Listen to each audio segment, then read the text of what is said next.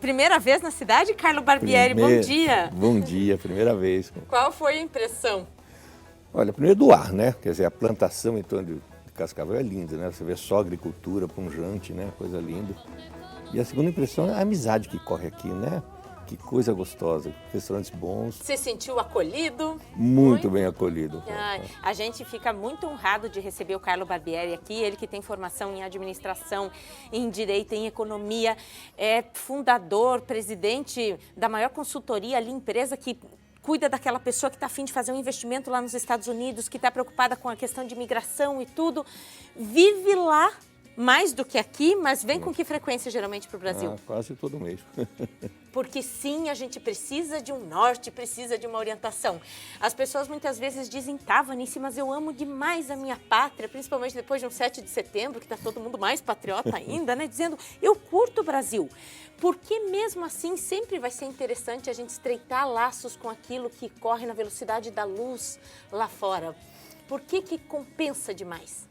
Olha, primeiro, existe uma frase lá muito badalada, digamos assim, que diz o seguinte: é sempre gostoso estar nos Estados Unidos, mas a gente nunca sai do Brasil. O nosso coração continua aqui. Então você não perde esse vínculo Brasil estando lá. Agora, os Estados Unidos é um mar de oportunidades, né? Você vê, é um país que tem um PIB de 21 trilhões de dólares. Então, só Orlando, onde mora nosso amigo César lá, tem 70 milhões de turistas. Então, as oportunidades de trabalho, de negócio, são maravilhosas. E principalmente a parte estudantil, né? Quer dizer, o estudante vai para lá, dos intercâmbios, estuda de graça, as escolas públicas são maravilhosas, as universidades você faz com bolsa de estudos. Então, para quem vai para um novo mundo, preparar principalmente as crianças para um futuro diferenciado, realmente ir para os Estados Unidos é uma grande alegria, Paulo. O pessoal se empolga realmente, porque no ano passado a gente estava lá na lista do 6º país com mais pedidos de visto e tudo. Até para passeio tem vantagens, em qual sentido? Se a pessoa não tiver, por exemplo, a intenção de mudar para lá. Eu acho que primeiro vale a pena do ponto de vista cultural. Você conhecer uma nova realidade. Não é que os Estados Unidos é melhor ou é pior, ele é diferente. Então você está num país em que a livre iniciativa é maravilhosa, em que no campo nosso empresarial você abre uma empresa por internet e no dia seguinte você já tem a empresa aberta, né? Em que a atividade econômica é pujante, né? Em que há toda uma flexibilidade, um imposto muito mais barato que no Brasil. Lá baixaram agora, esse ano passado, de 35 para 21. Isso tudo reflete na vida da pessoa, né? Reflete na maneira de ser, na maneira de estar. Uma segurança, como eu estava dizendo para você antes, quer dizer, você poder sair do país, deixar a porta da sua casa aberta e voltar depois de 3 semanas e saber que a casa está lá. Em que lugar você mora lá, Carlos? Não dá o endereço. Ah, não? Olha, ó, já estou de casa aberta. Eu moro numa cidadezinha chamada Boca Raton, que fica no leste da Flórida. Quanto tempo faz que o teu endereço fixo para correspondência é aquele, é lá e não aqui no Brasil? Eu moro lá nos Estados Unidos há 29 anos. Nesta cidade de Boca Raton há 22. Eu já ouvi gente dizendo, Vanice, mas no final das contas mesmo, se você for analisar, o brasileiro, para ele mudar para os Estados Unidos, ele deve estar a fim de fugir de alguma coisa, ele não deu muito certo nas coisas aqui, não emplacou na carreira, isso, aquilo.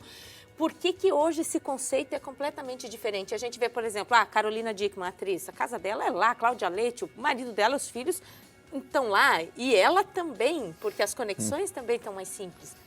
Né, mais simples, a qualidade de vida é melhor, né? O custo de vida é mais barato, né? E veja, o Faustão, ele vai para lá e volta para fazer o programa e vai para lá de novo, né? Isso na vida do artista, que não é o que eu entendo, né? Mas na vida do empresário, quantas vezes ele muda para lá, porque é muito bem sucedido aqui, mas ele quer dar para a família sossego, tranquilidade, melhor escola para as crianças, então ele fica indo e voltando, mas ele mantém a sua galinha dos ovos de ouro aqui, mas ele estabelece uma base de receita em dólar, que é muito importante para quem mora lá, né? Se as pessoas cobiçam tanto, né, essa chance, tudo, então é muita gente querendo ir. Na parte burocrática, o que tem que se tomar cuidado com, o que é critério básico para você ser tratado como um cidadão legítimo mesmo lá dentro?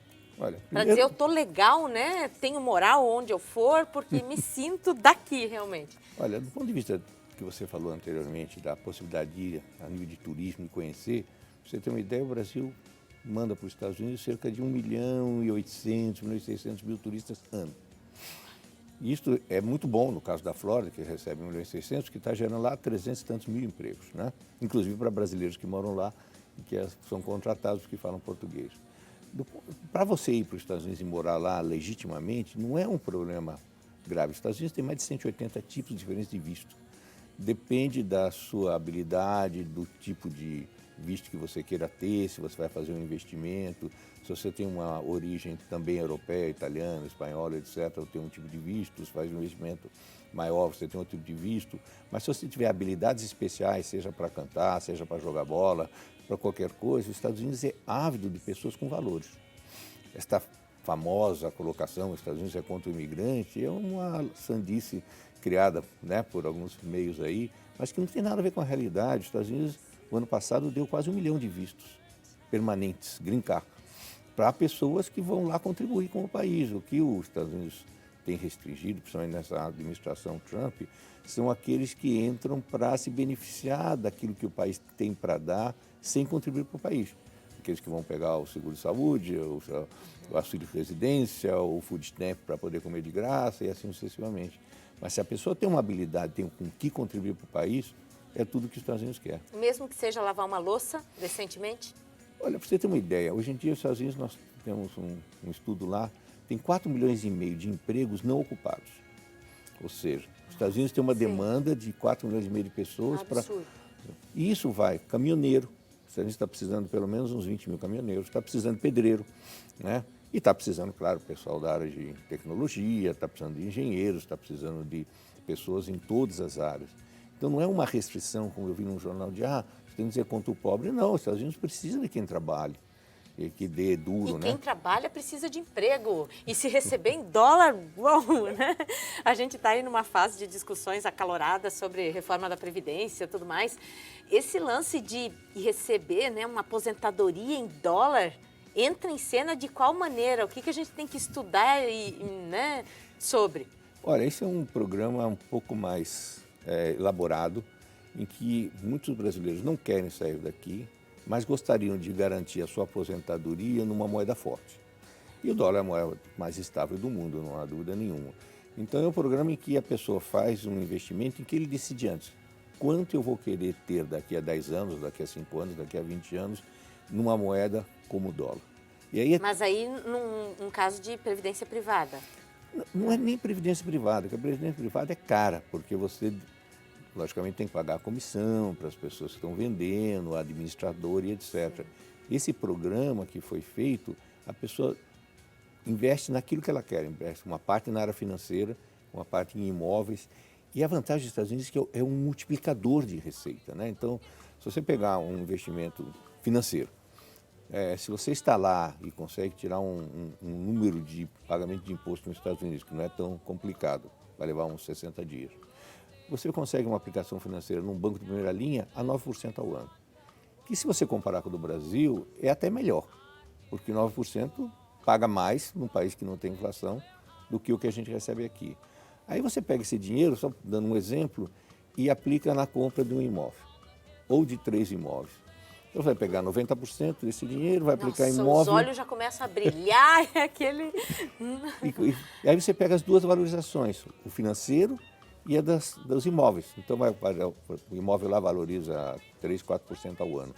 Só que você está comprando 3 imóveis pelo mesmo dinheiro, certo? Porque você vai fazer um empréstimo hipotecário, um mortgage. Quem vai pagar o empréstimo é o inquilino. E quem vai pagar, do ponto de vista tributário, o imóvel é o governo, porque os juros você deduz do imposto. Então, quando você combina o aspecto tributário, vantagens financeiras e oportunidades de negócio lá, você, com metade do que você quer chegar, você consegue mais rapidamente e com o patrimônio. Você está com imóveis garantindo, está com aplicações em banco, Citibank, JP Morgan, etc. Então, é um país de oportunidades reais, sólidas, né? Claro, todo país tem problemas, tem gente esperta, né? Aqui e lá, tem pessoas daqui que vão lá ser espertos lá, etc. Mas, na verdade, a engenharia financeira dos Estados Unidos é a que move o mundo, certo? Então, a gente consome tanto produto, tanto serviço de lá para cá, O que um brasileiro tem que fazer para ser notado nos Estados Unidos, para que o produto dele seja visto, ganhe espaço no mercado a título de exportação?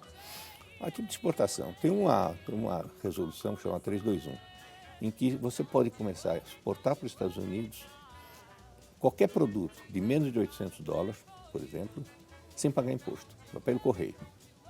Então, se você tem um produto qualquer, qualquer produto, não estou dizendo serviço, mas produto, uma caixinha de fósforo, o que for, e você divulga pela internet, é um custo bem barato, né? Você que é do ramo, certo? Coloca lá, manda para lá, o comprador não vai pagar imposto. Então, veja o que é isso para autopeças, para pequenas peças e máquinas e etc. Quer dizer, os Estados Unidos ele não tem restrição à importação. Os Estados Unidos é um país aberto, é um país que toda a gerência tributária do país é feita a favor do povo. Isso é uma verdade, certo? Então, nós não temos um imposto lá coibitivo ou de, digamos assim, arrecadatório como nós temos no Brasil. É um imposto simplesmente controlador para dizer que está pagando. É 1%, 2% e tal. No caso de produtos menos de $800, é de graça. De Então, 0 a 10, nível de indignação quando bota os pés aqui, depois de conviver com uma sistemática daquela por tanto tempo? Na verdade, é indignação mesmo e é tristeza, né? Porque as regras mudam, o Supremo muda a regra de acordo com a vontade dos ministros, o Legislativo legisla em favor deles, né? Então, é muito diferente. Veja, eu vou almoçar com o prefeito da minha cidade, cada um paga a sua conta, ele é proibido por lei de que eu pague a conta do almoço dele. Pô. Você vai reunir-se com os vereadores da cidade, quando eu tomei posse na presidência do Rota, eles só fizeram um pedido, olha, cada um numa mesa, porque o vereador não pode falar com outro vereador sobre um tema que vai ser discutido na Assembleia, fora do ambiente da Assembleia. Então, esse não é um puritanismo, mas é uma ética política muito interessante, que acaba dando bons resultados. Quer dizer que não tem a gente que faça coisa errada também, sim, certo? Mas a regra é essa, pô.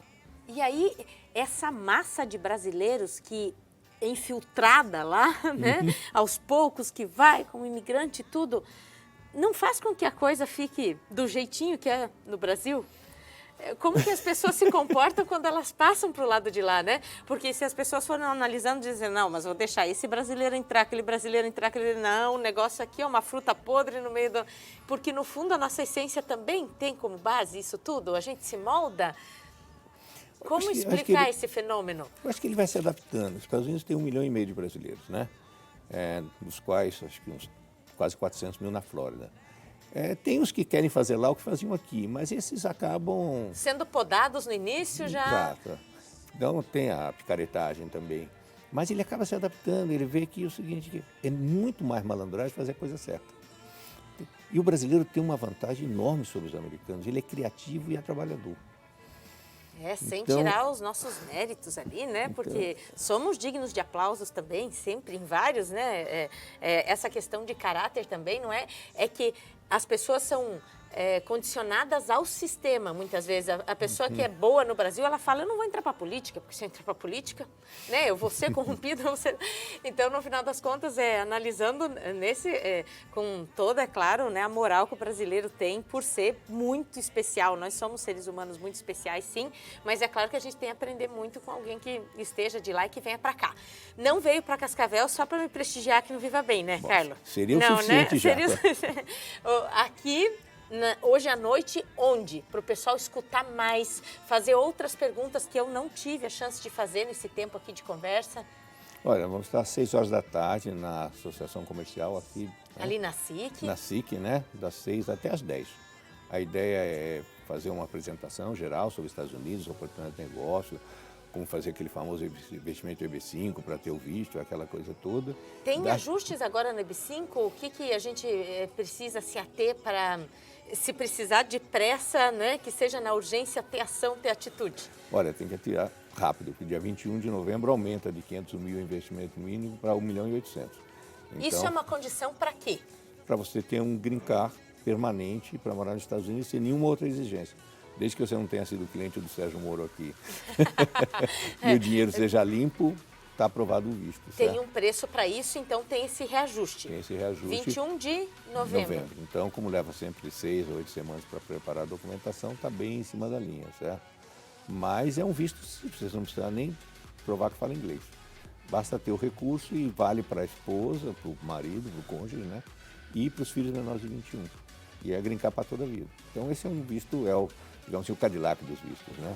Até quem não fala nada de inglês pode se atrever a investir lá, a ir para lá passear ou chegar lá para morar? Ah, sem dúvida. Basta você ir e conversar com algum consultor, seja quem for, ou com pessoas que realmente, honestamente, vão lhe dar uma orientação adequada. Um suporte. Exatamente. Muito obrigada, Carlos. Foi Obrigado, um prazer. da mesma maneira. Muito Bom obrigado. trabalho hoje aqui em Cascavel, na sexta-feira lá em Curitiba. O negócio vai longe.